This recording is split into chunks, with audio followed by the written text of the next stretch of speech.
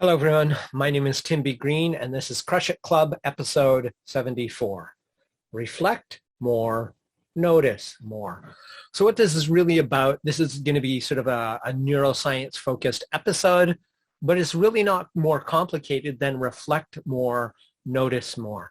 I'll go back into more depth after, but reflect is just the single best word I could think of to really describe what's going on here. So this little red area here, this is a human brain, as you might notice. Cool background, sort of a cyber connect thing. But this red area here, which is maybe, I guess about there, in the middle, right? It's part of the brain stem. This is, I believe, that's the cerebellum. I can't remember, but that's the top of the brain stem. So anyway, what the RAS, or Reticular Activating System, does is it lets through things into our consciousness that are important to our survival. So a suspicious sound while we're walking through the woods and we hear a crackling or a growling. Okay, our RAS is going to make damn sure that that makes it into our conscious attention. So many things in our environment are intentionally ignored by our brain, and the reason is we only have so much resources.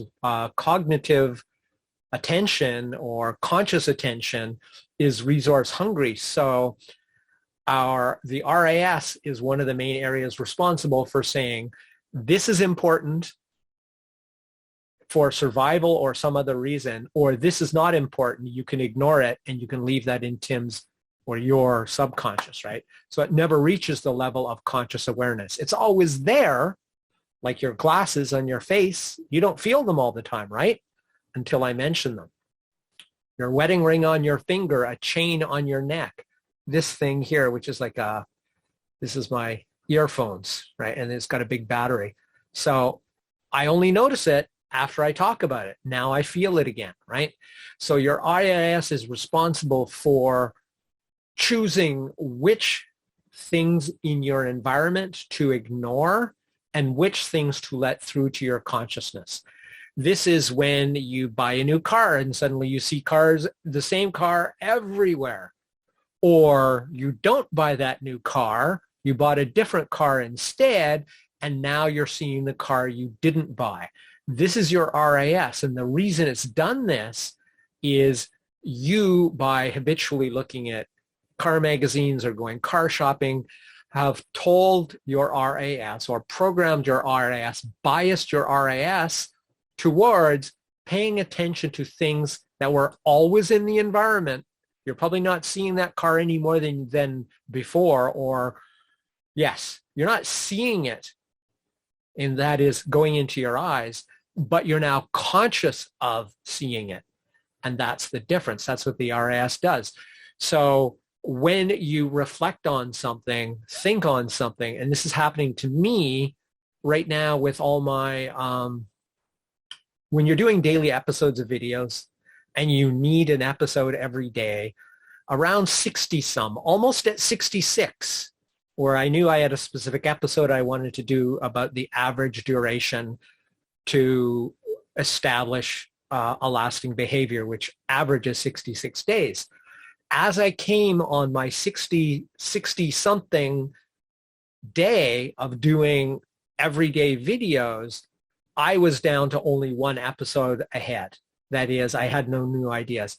Since that day, now that we're as many as 14 days later, but in the next few days after I had one left, suddenly I got a ton.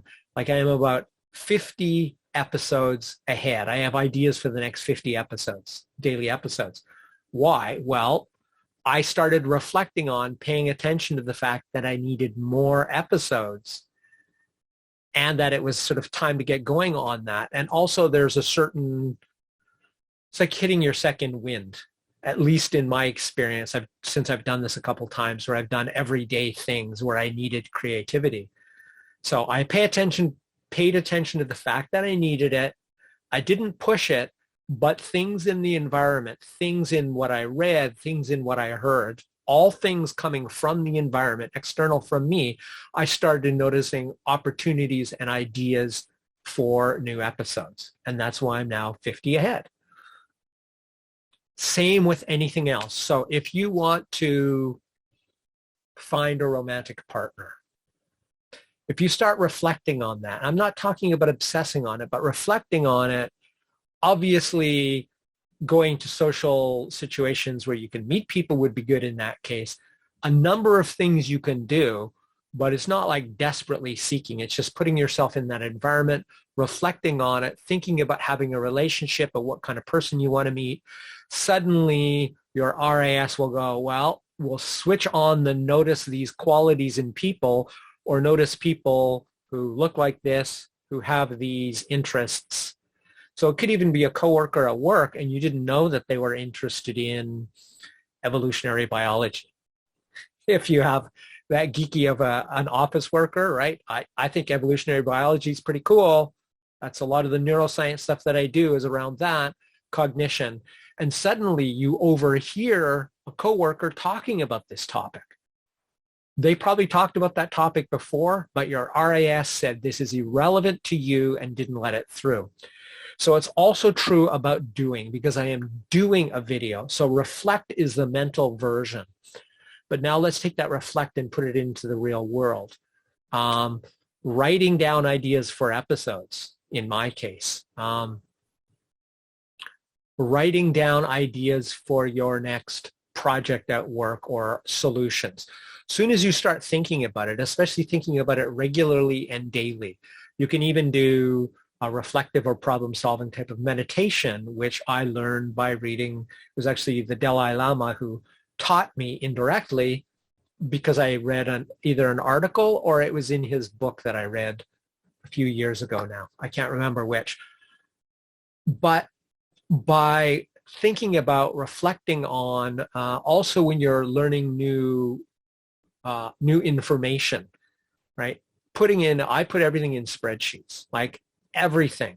So as I'm typing it in, the effortful engagement with the information I'm trying to learn, or the effortful engagement or project or sculpture or song or dance or sharing your ideas with people, doing that on a consistent basis on a single topic, on a single area, is basically telling this part of your brain, this is important, allow them, you, me, to become conscious of that which is in the environment already that so far you've ignored. It stayed in the subconscious because it was either irrelevant or non-threatening. It wasn't going to kill you. It wasn't a threat to your survival.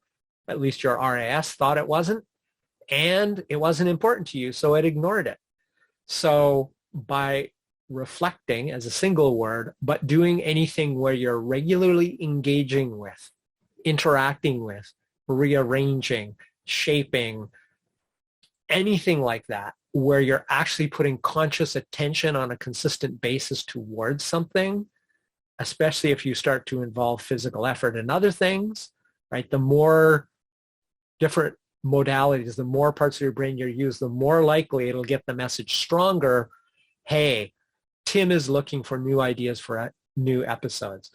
Hey, Sam is looking for a new girlfriend. Hey, Sally is looking for opportunities at work to help her get a promotion. And suddenly Sally starts noticing things she's never noticed before, which in most cases were probably always there, but now her RAS is working for her, saying, Sally's on the lookout for new opportunities for promotion. And suddenly you start hearing, noticing, and seeing them. So that's essentially the way this works. If you want to notice more, reflect more, especially on a consistent basis about a specific topic or area that you want to send that memo to your RAS to say, let anything in my environment about this topic through to my consciousness because it's important to me now. That's it. I would love if you liked and subscribed and all that wonderful stuff. Other than that, I would love to hear any comments about things that you've used like this in the past or any results you get from using these exercises. This has been Crush It Club, episode 74, Reflect More, Notice More. My name is Tim B. Green. Bye for now.